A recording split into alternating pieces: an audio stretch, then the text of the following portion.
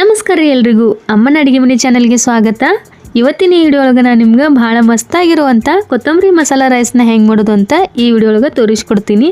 ಅಲ್ಲಿವರೆಗೂ ನೀವಿನ್ನೂ ನಮ್ಮ ಅಮ್ಮನ ಅಡುಗೆ ಮನೆ ಚಾನಲ್ಗೆ ಸಬ್ಸ್ಕ್ರೈಬ್ ಆಗಿಲ್ಲ ಅಂದ್ರೆ ಲಘು ಸಬ್ಸ್ಕ್ರೈಬ್ ಆಗಿರಿ. ಬರ್ರಿ ಕೊತ್ತಂಬರಿ ಮಸಾಲ ರೈಸ್ನ ಹೆಂಗೆ ಮಾಡೋದು ಅಂತ ನೋಡೋಣ.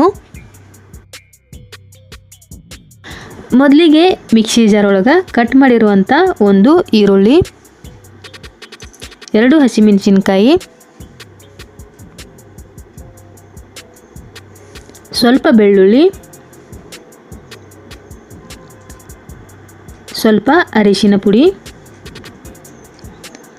2 ಟೀ ಸ್ಪೂನ್ ಮಸಾಲೆ ಖಾರ, 1 ಟೀ ಸ್ಪೂನ್ ಗರಂ ಮಸಾಲ, 1 ಹಿಡಿಯಷ್ಟು ಹಸಿ ಕೊತ್ತಂಬರಿ ಹಾಕಿರುವಂಥ ಎಲ್ಲ ಮಸಾಲೆಯನ್ನು ರುಬ್ಕೋಬೇಕು.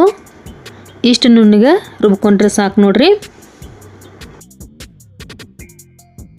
ಈಗ ಸ್ಟವ್ ಮೇಲೆ ಒಂದು ಪಾತ್ರೆ ಇಟ್ಕೊಂಡು ಅದಕ್ಕೆ 4 ಟೇಬಲ್ ಸ್ಪೂನ್ ಎಣ್ಣೆನ ಹಾಕೋಬೇಕು. ಎಣ್ಣೆ ಬಿಸಿ ಆದಮೇಲೆ 1 ಟೀ ಸ್ಪೂನ್ ಜೀರಿಗೆ ಚಟಪಟ ಆದಮೇಲೆ 1 ಟೀ ಸ್ಪೂನ್ ಸಾಸಿವೆ,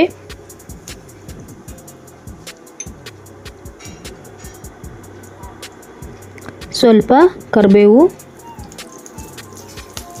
ಎಲ್ಲನೂ ಸ್ವಲ್ಪ ಹುರ್ಕೋಬೇಕು.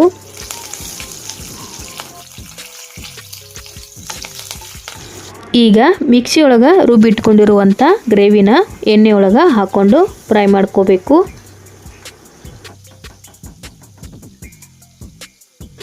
ಈರುಳ್ಳಿ ಬೆಳ್ಳುಳ್ಳಿ ಹಸಿ ವಾಸನೆ ಹೋಗುವವರೆಗೂ ನಾವು ಇದನ್ನು ಫ್ರೈ ಮಾಡ್ಕೋಬೇಕು. ಗ್ರೇವಿ ಒಳಗೆ ಎಣ್ಣೆ ಬಿಡೋಕೆ ಶುರು ಆಗಬೇಕು, ಅಲ್ಲಿವರೆಗೂ ನಾವು ಇದನ್ನು ಫ್ರೈ ಮಾಡ್ಕೋಬೇಕು.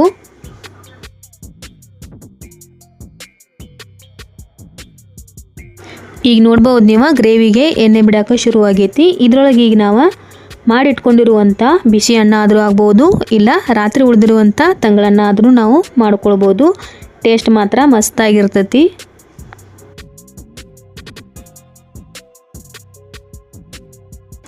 ಈಗ ಗ್ರೇವಿನ ಅನ್ನದೊಳಗೆ ಮಿಕ್ಸ್ ಮಾಡ್ಕೋಬೇಕು.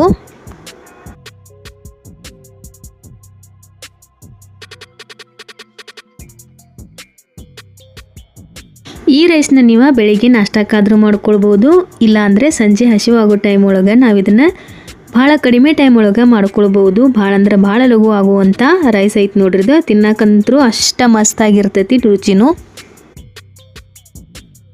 ಮಸಾಲೆ ಎಲ್ಲ ಅನ್ನದೊಳಗೆ ಮಿಕ್ಸ್ ಆದಮೇಲೆ ಕೊನೆಯದಾಗಿದ್ರೊಳಗೆ ನಾವೀಗ ಅರ್ಧ ನಿಂಬೆ ಹಣ್ಣಿನ ರಸನ ಸೇರಿಸ್ಕೋಬೇಕು.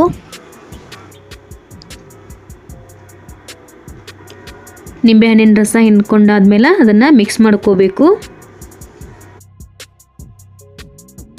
ಇಷ್ಟ ಮಾಡಿದ್ರೆ ಮುಗೀತು ನೋಡ್ರಿ, ಮಸ್ತಾಗಿರುವಂಥ ಕೊತ್ತಂಬರಿ ಮಸಾಲ ರೈಸ ರೆಡಿ ಆಗ್ತೈತಿ.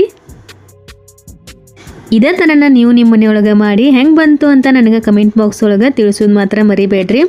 ಇವತ್ತಿನ ಈ ರೆಸಿಪಿ ನಿಮ್ಗೆ ಇಷ್ಟ ಆಗಿತ್ತು ಅಂತ ತಿಳ್ಕೊಂತೀನಿ. ಇಷ್ಟ ಆಗಿದ್ರೆ ಲೈಕ್ ಮಾಡಿರಿ, ಶೇರ್ ಮಾಡಿರಿ, ಕಮೆಂಟ್ ಮಾಡಿರಿ. ನೀವಿನ್ನೂ ನಮ್ಮ ಅಮ್ಮನ ಅಡುಗೆ ಮನೆ ಚಾನಲ್ಗೆ ಸಬ್ಸ್ಕ್ರೈಬ್ ಆಗಿಲ್ಲ ಅಂದ್ರೆ ಲಘು ಸಬ್ಸ್ಕ್ರೈಬ್ ಆಗಿರಿ. ಇದೇ ಥರ ನಮ್ಮ ಚಾನಲ್ಗೆ ಸಪೋರ್ಟ್ ಮಾಡ್ತಾಯಿರಿ. Thanks for watching.